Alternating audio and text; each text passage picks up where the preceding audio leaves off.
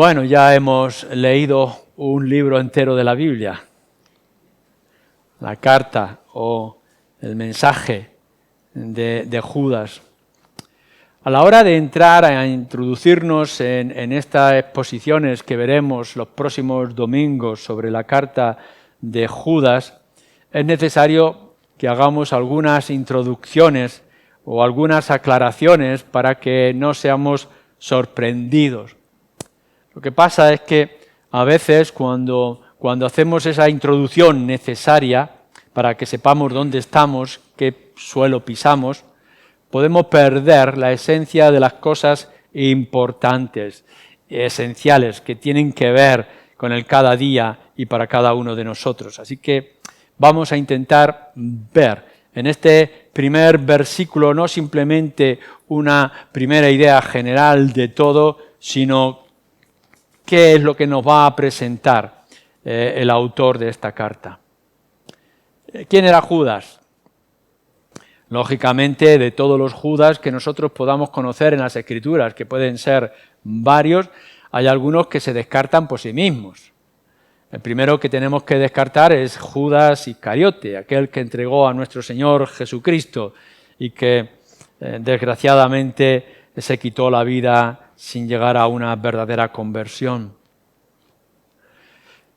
No es tampoco, o pueda ser el apóstol de la Iglesia, de los discípulos de nuestro Señor Jesús, estaba Judas Iscariote y había otro Judas, que nos dice en algún momento no el Iscariote, sino otro. Pero sabemos por el libro de Hechos, que Hechos capítulo 12, versículo 2, que este Judas también pereció o partió como el hermano, pero estoy hablando del hermano de Jacobo, del que tenemos delante de aquí, se identifica a sí mismo como Jacobo, como Santiago. Cuando vosotros leáis la palabra Santiago, es lo que nos está diciendo Santo Jacob, Santo Jacobo, es Jacobo. Lo que pasa se ha españolizado el nombre, pero es Jacobo. Y tenemos que rechazar, por tanto, este Judas, que era el Iscariote, y tenemos que rechazar a Judas, hermano de Jacobo, del que pudiera ser uno de los apóstoles, porque no era parte de, o no pudo llegar a escribir en esta época la carta, ni es el hijo de Alfeo, de los que también se nos nombra, porque no se identifica como tal, como Jacobo. Cuando vamos eliminando, el único que nos queda como posible autor de esta carta es Judas, el hermano del Señor.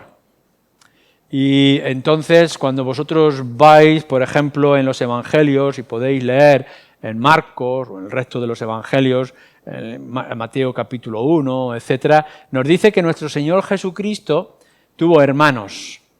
Es decir, María, siendo virgen, por la obra del Espíritu, tuvo a Jesús, pero después María tuvo una relación normal, matrimonial, con José, y tendremos que aceptar que tuvo otros hijos, porque así se presenta en más de una ocasión. Los hermanos de Jesús, sus hermanos y su madre. En un principio, también nosotros sabemos que aquellos hermanos suyos no creían, eran duros. Incluso consideraban que Jesús estaba como loco y lo querían rescatar o querían sacar de la situación o que no pudiera dañar a la familia. Así que había un conflicto en cierto momento, porque María es la que mostraba deseo o fe en su corazón, pero no así sus hermanos y posiblemente también sus hermanas, que también las tenía. Pero lo que podemos ver cuando leéis, por ejemplo, en Gálatas, capítulo 2, versículo 9, es que llegaron a convertirse. Este Jacobo, o Jacob, o Santiago, pudo llegar a la conversión. E igual que lo pudo hacer él, lo pudo hacer también, lo pudieron hacer el resto de sus hermanos.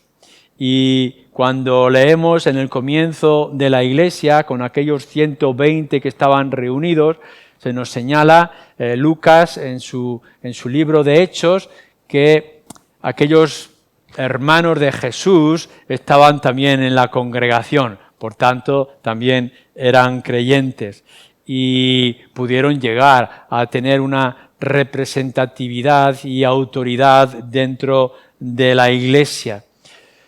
Podemos ver, por tanto, algo curioso en la carta.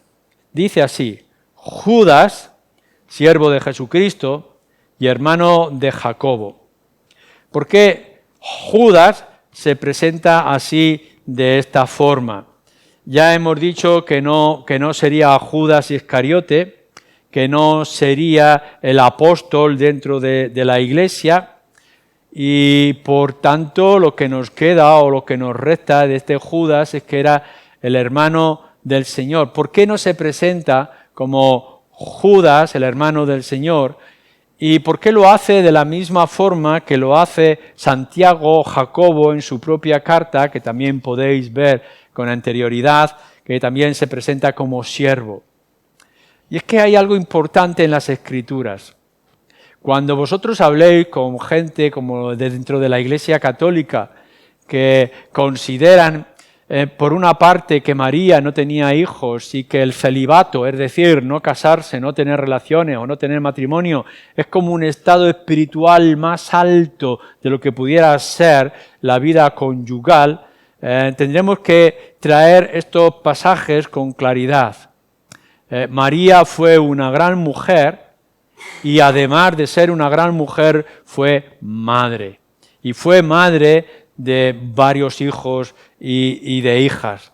Lo que hace nuestro Señor Jesucristo en cierto momento es considerar aquellos que son por la fe más importante que la relación que pudiera ser por sangre o por lazos naturales. Hay un cambio enorme en los hijos de María, en los hermanos del Señor Jesucristo. Por un momento, por un principio, podemos pensar que sus lazos eran más importantes por ser hermanos de nuestro Señor, pero no se presentan como los hermanos de nuestro Señor, sino como siervos del Señor Jesucristo. Y creo que la conversión de estos hermanos les trajo una convicción de humildad.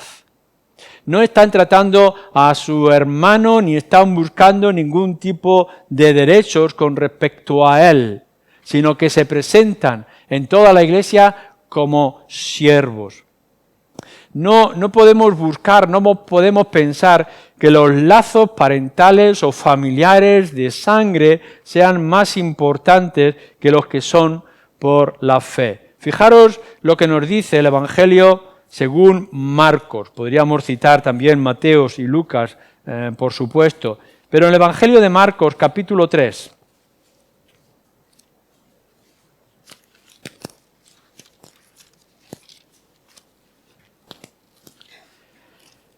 En el versículo 31 dice: vienen después sus hermanos y su madre, y quedándose fuera, enviaron a llamarle.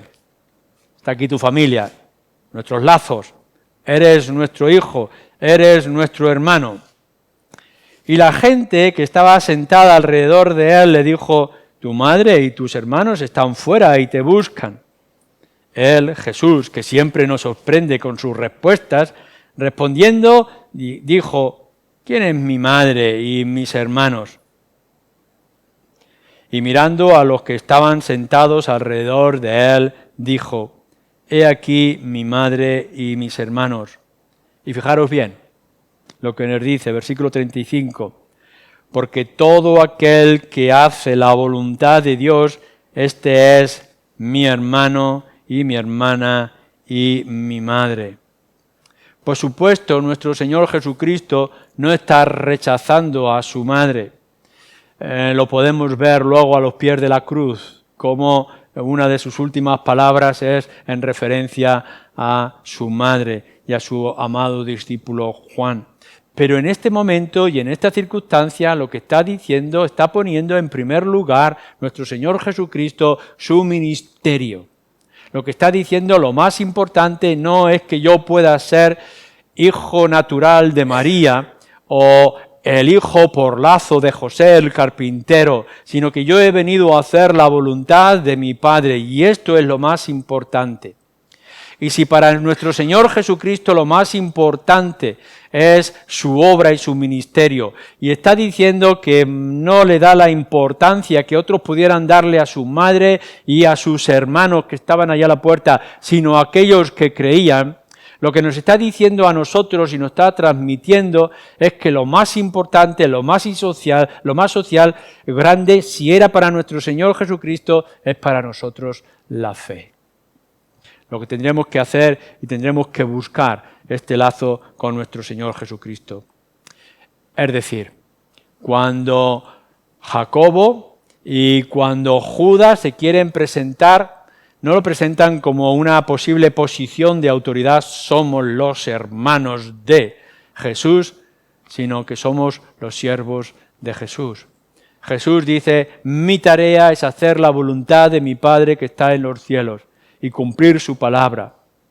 Y a la gente le dice, lo más importante es que vosotros lleguéis a ser mi familia en la fe. Es por tanto el resultado que también Jacobo aquí se tenga que presentar como el siervo. No ha cambiado nada, sino que ha ganado en posición, ha ganado en representación. Ahora no se va a presentar al mundo como el hermano de Jesús, sino como el siervo del Señor Jesucristo. Porque en otra ocasión nuestro Señor Jesús dice, el más grande, aún el más grande de aquí, en la tierra, no es más grande de los que están en el reino de los cielos. Nuestra grandeza está en nuestros vínculos con el Señor y en la esperanza que tenemos. Así que esta es la presentación. Judas, hermano de Jacobo, siervo de nuestro Señor Jesucristo. El valor de la sangre no es importante, sino el valor de la fe y el servicio, continuar el servicio del Señor. Consideremos, por tanto, cada uno de nosotros nuestras necesidades y nuestras bendiciones. ¿Qué vínculos tú tienes con el Señor Jesucristo en esta tarde? ¿Qué es lo que te une? ¿Cuáles son los lazos? No hay mayor lazo, mayor fortaleza, mayor esperanza que la fe en el Señor Jesús. Pero, vuelvo a decir, quizá podamos perdernos en la importancia de las cosas esenciales con simplemente traer una instrucción. La segunda pregunta que nos hacemos siempre que comenzamos una carta o un libro es ¿a quién va dirigida? Y hemos dicho, bueno, por una parte el autor es este hombre, Judas, ya hemos definido un poco por encima quién es este Judas, y ahora nos preguntamos a quién va dirigida la carta. Y claro, empezamos a especular, quizá nos perdamos en diferentes conjeturas. La gente no llega a estar de acuerdo. ¿Eran los destinatarios toda la iglesia dispersa en aquel tiempo? ¿Era una iglesia particular donde quizá Judas estuviera sirviendo como anciano o como líder de la iglesia? ¿Era algún grupo concreto que estaba pasando por un cierto tiempo de dudas y tribulación por los falsos maestros que se encontraban? Y la verdad es que cuando leéis diferentes comentarios no se ponen de acuerdo. Una iglesia local, era la iglesia universal, era un grupo concreto, de una manera u otra, dónde se encontraba, qué tipo de cultura tenían, si eran judíos cristianos, si eran griegos, si era entre griegos y judíos, etc. No sabemos, y parece ser que no nos da mucha claridad cuando podamos leer el resto de la carta en su contenido. Pero la verdad es que sí nos da una definición muy exacta a quién se está dirigiendo en este mismo versículo. Judas, yo os escribo a vosotros, ¿y quiénes son ellos? Nos dice tres cosas: los llamados, santificados y guardados en Jesucristo.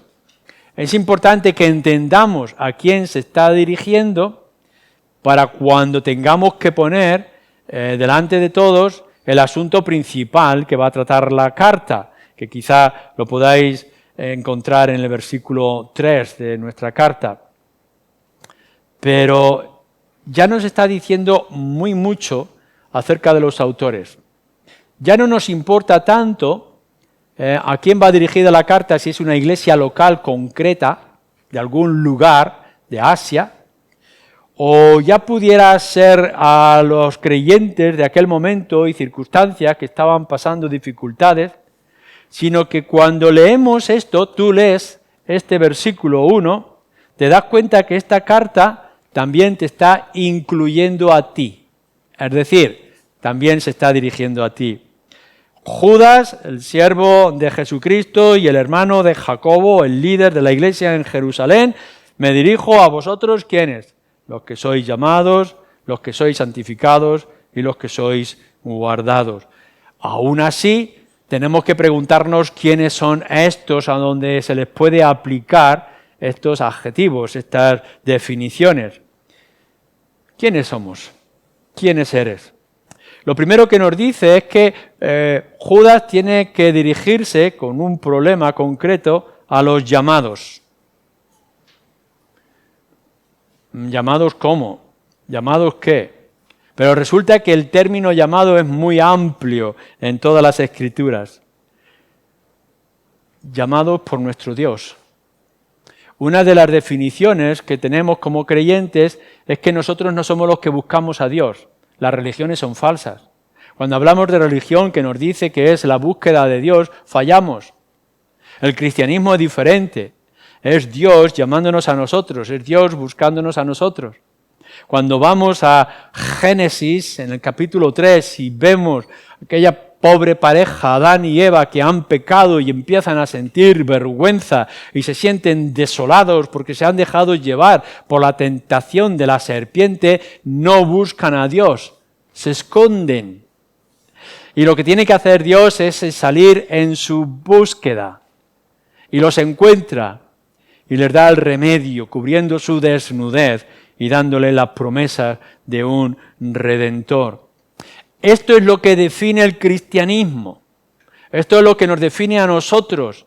Y es aquí en este lugar donde tenemos que empezar, tú y yo. No es Adán, no eres tú el que busca a Dios, es Dios que te está buscando a ti. Te encontró en el pasado si eres creyente y te está buscando ahora. ¿Dónde estás, Adán? ¿Dónde estás, Eva? Y podemos escuchar la voz de los profetas en el Antiguo Testamento llamando. Es Dios a través de los profetas, es Dios a través de la ley, es Dios a través de todos los símbolos e imágenes del Antiguo Testamento. Venid, venid y ved. Vuelve una y otra vez, nos está diciendo a lo largo de todas las Escrituras. El Evangelio, la buena noticia, no es que se haya despertado en ti un interés, sino que Dios está mostrando su interés por ti y te está llamando. Lo que nos define como creyentes, como cristianos, no somos los que buscamos a Dios, sino los que hemos sido encontrados por Dios o hemos aceptado su voz que nos llama. Fijaros, por otra parte, lo que nos dice nuestro Señor Jesucristo y cómo Él se define una y otra vez. Evangelio según Juan, capítulo 5. Y podríamos ir también a otros lugares de las Escrituras o de los Evangelios. Capítulo 5, versículo 25. De cierto os digo, así habla nuestro Señor Jesucristo, viene la hora y ahora es cuando los muertos oirán la voz del Hijo de Dios y los que la oyeren vivirán. ¿No es esto extraordinario que los muertos puedan escuchar la voz? Nosotros, hombres y mujeres, pecadores, que estábamos lejos de la generación de Judas, que estaban apartados de los judíos, que estaban endurecidos en sus propias entrañas, mente y corazón, pero nos está diciendo nuestro Señor Jesucristo y nos lo dice a nosotros, si escucharais mi voz aun cuando estuvierais muertos, entonces viviréis. Versículo 28, no os maravilléis de esto, porque vendrá ahora cuando todos los que están en los sepulcros oirán su voz. Y pudiéramos hacer una referencia a los muertos cuando venga nuestro fin y después venga la resurrección, o se está refiriendo a nivel espiritual. Versículo 37. También el Padre que me envió ha dado testimonio de mí.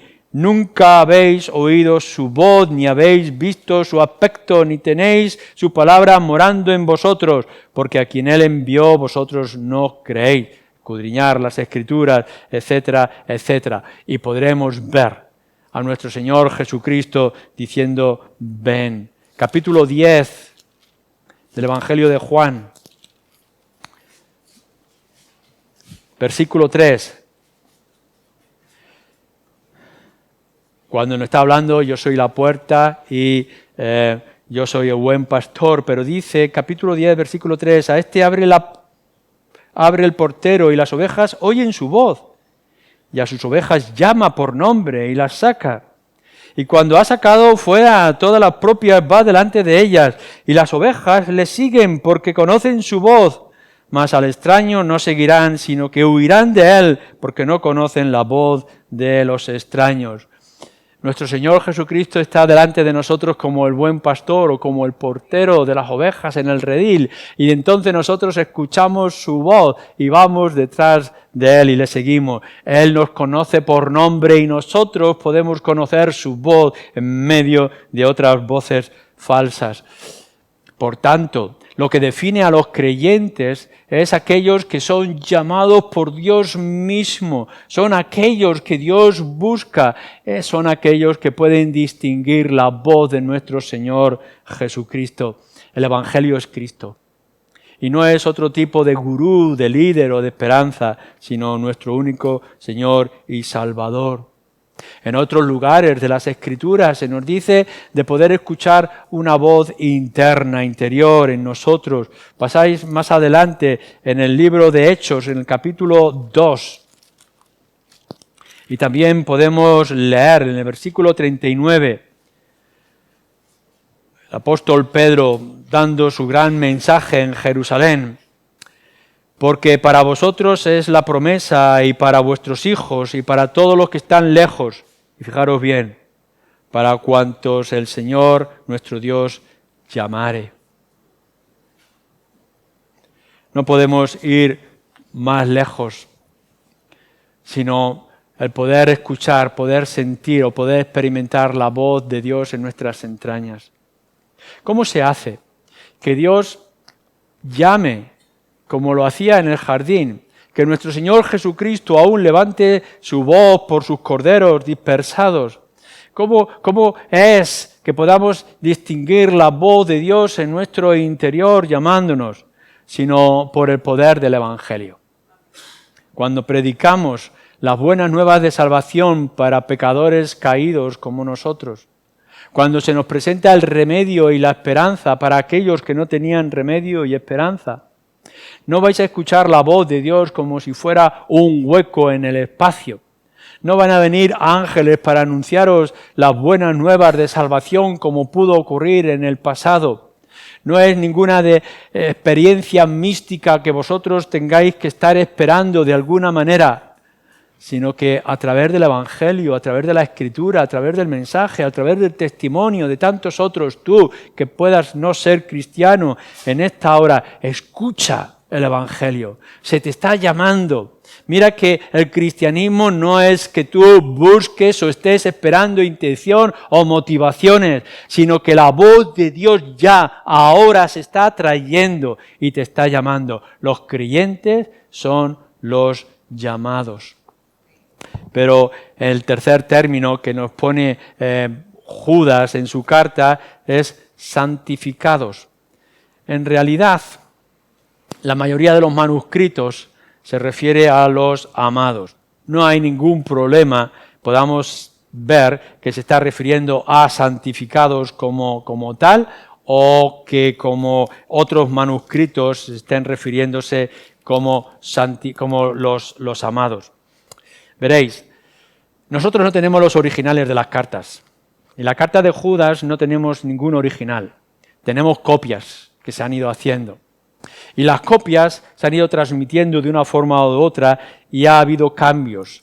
Las palabras en el griego, tanto de santificados como amados, tienen cierto parecido que es muy fácil de cambiar.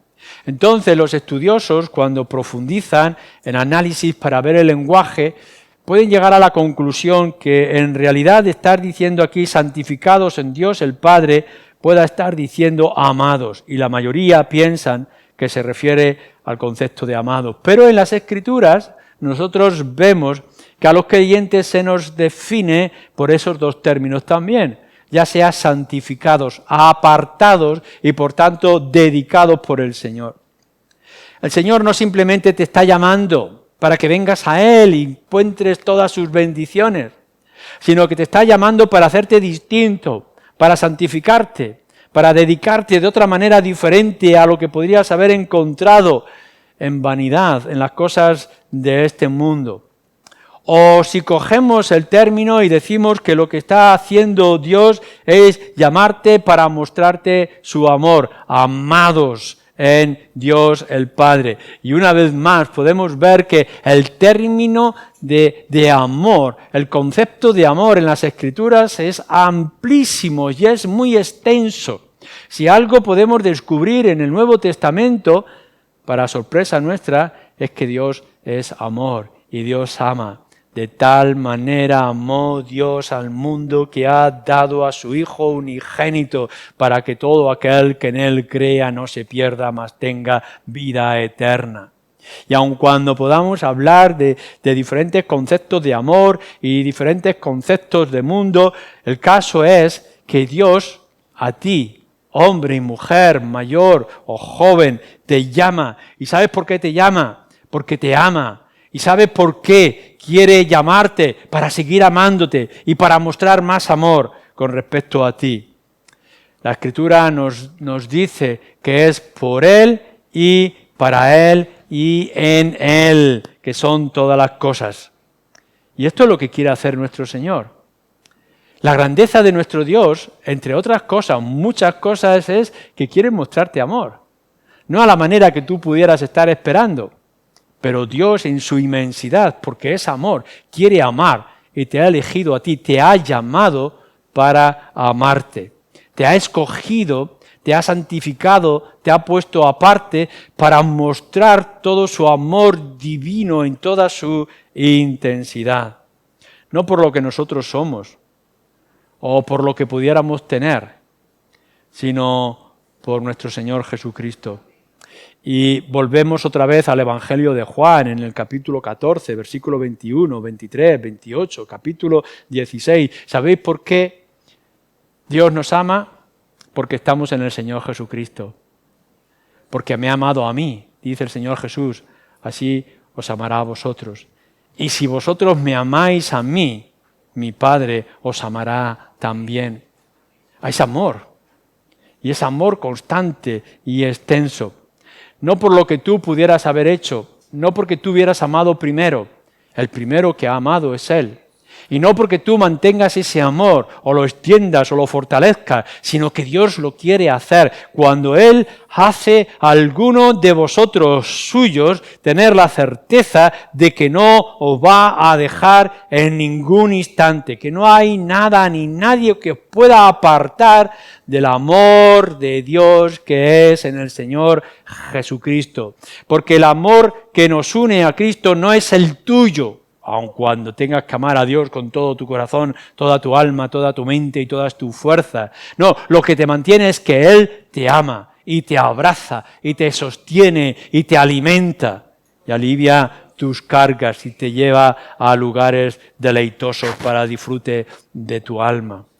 Dios es amor y te ha llamado para amarte. Y el tercer término, guardados en el Señor Jesucristo.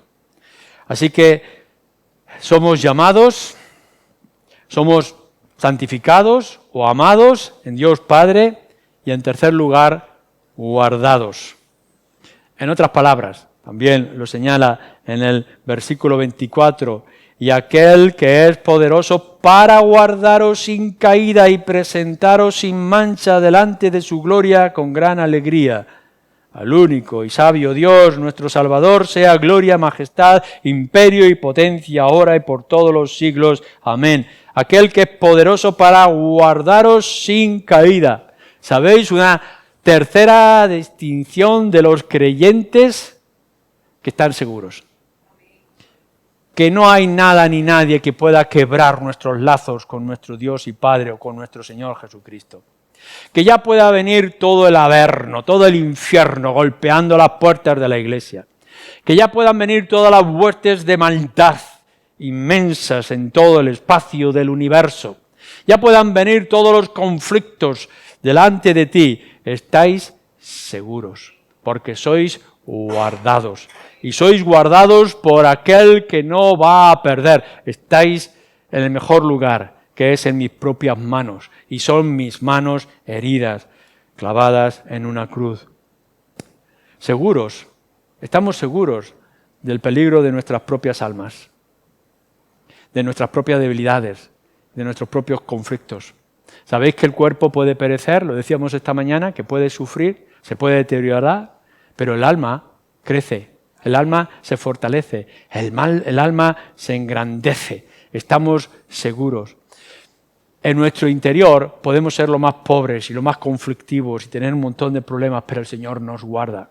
Y nos va a recordar una y otra vez nos va a decir, si eres mío, estás seguro y tu alma no será tocado.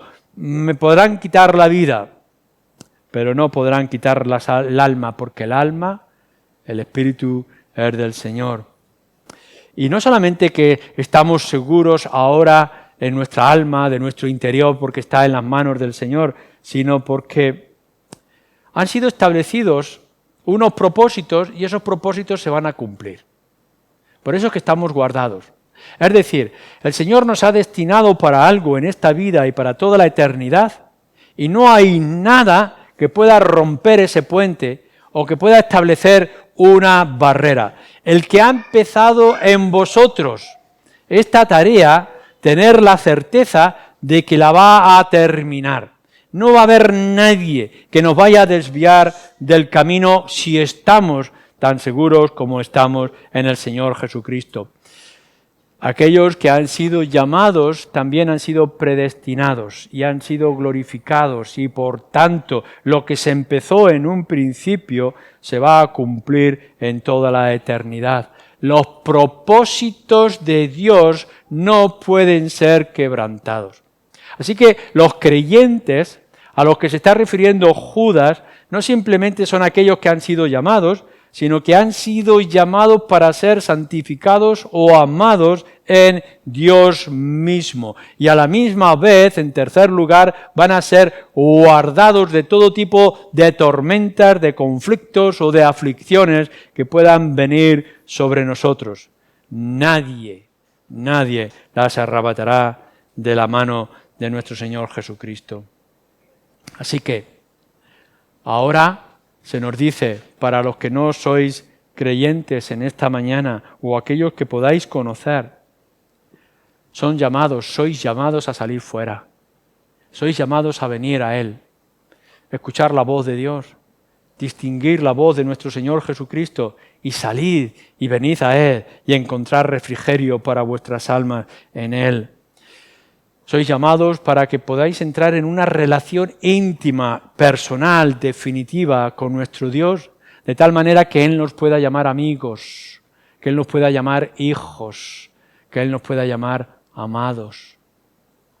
Y somos llamados a salir fuera de este mundo y acercarnos a Cristo para recibir su amor eterno sobre nosotros y así poder encontrar seguridad para nuestras almas. Y tener la certeza siempre que el elemento de los creyentes sea la esperanza. El Señor tarda, pero tener la certeza de que vendrá. El cuerpo nos duele, sí es verdad, pero un día seremos glorificados. Sufrimos injusticias, pero un día seremos vindicados. Que sea el Señor así. Esta carta está dirigida a ti, si has sido llamado, has sido santificado o has sido y eres guardado por el Señor. Amén.